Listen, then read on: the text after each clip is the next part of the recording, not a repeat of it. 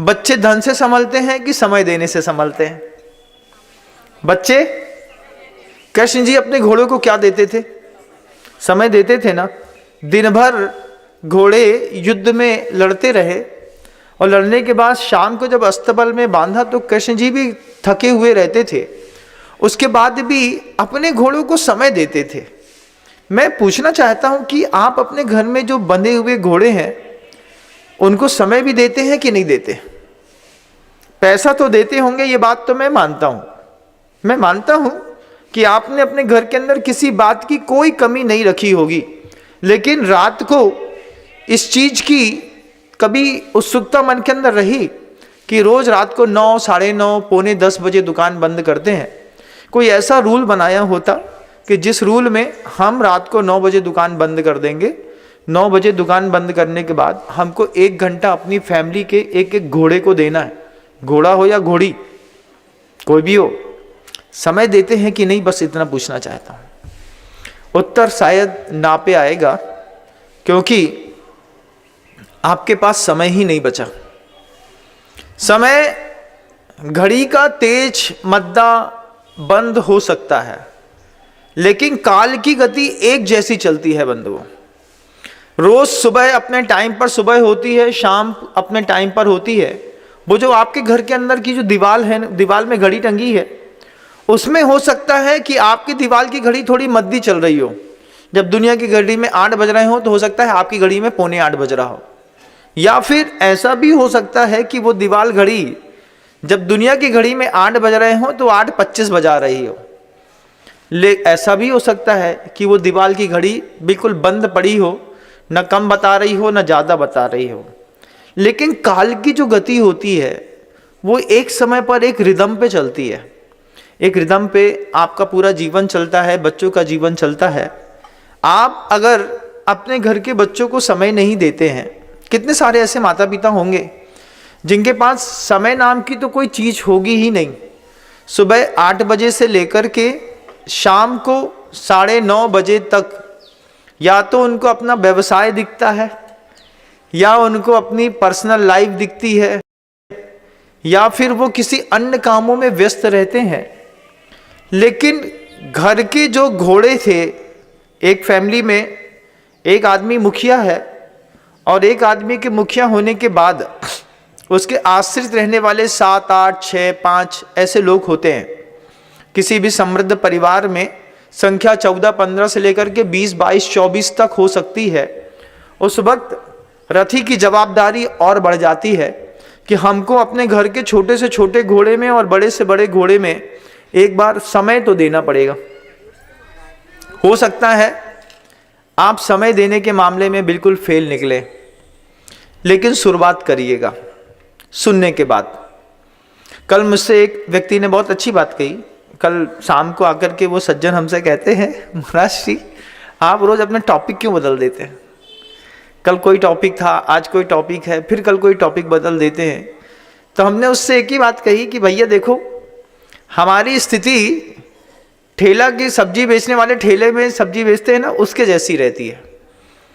ठेले वाला जो सब्जी बेचने वाला जो होता है, ठेला चला करके मोहल्ले के अंदर घुसता है, तो घुसने पर उसके पास ठेले में सब प्रकार की सब्जियां रहती हैं।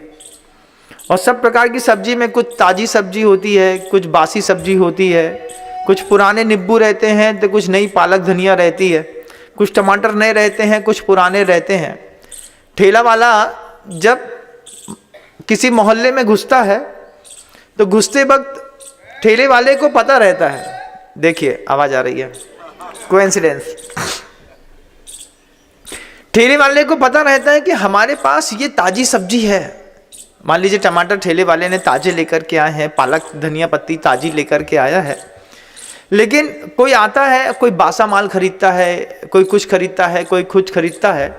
तो ठेला वाला जब कभी भी गली में घुसता है तो घुसते वक्त वो ठेला वाला बिल्कुल मध्यस्थ रहता है, और निकलने के बाद भी ठेले वाले के मन के अंदर कोई हर्ष विषाद नहीं होता कि इतनी ताजी सब्जी लाए थे, किसी ने ताजी सब्जी नहीं खरीदी, क्योंकि ठेला वाला जानता है जिसको जो खरीदना है वो खरीदता रहेगा।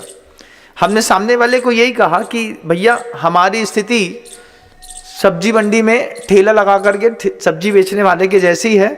हम गली में घुसते हैं अपनी सब्जी लेकर के, जिसको जो खरीदना है वो रोज खरीदता है।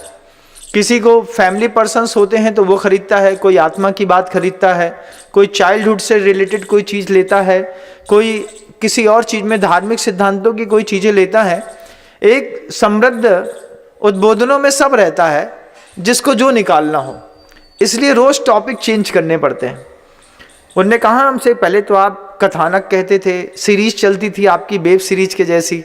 हमने कहा वो अपनी अपनी जगह में है, जब मैं इंटीरियर एरिया में जाऊंगा तब मैं फिर कथानक की स्टोरियाँ बहुत अच्छी शुरू करूंगा। अभी तो शहर के बीच में है। आप सब देखिएगा कि आप सभी लोग अपने घर के उन घोड़ों को, क्योंकि अगर लयबद्धता आपकी आपके घोड़े से टूट गई तो क्या आपके घर का रथ चल पाएगा?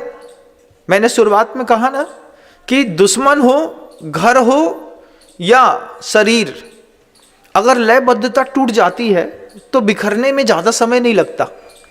आपकी आपके बच्चे से लयबद्धता कितनी है, एक बार खुद देख लीजिएगा, फिर अंदर से वो एक सवाल खुद खड़ा करिएगा, कहीं ऐसा तो नहीं है कि ये लयबद्धता जो आज बहुत थोड़ी सी दिखाई देती है कि कम हो रही है, अलाइनमेंट बहुत थोड़ा सा मिस्टेक होता है, और थोड़ी सी मिस्टेक्स में धीरे धीरे धीरे करके जब हम लगातार उस मिस्टेक को लेकर के लंबा सफ़र तेजी से कर रहे होते हैं तो कब एक टायर फूट करके गिर जाएगा, बाहर हो जाएगा, इसका कोई किसी को एहसास तक नहीं होता।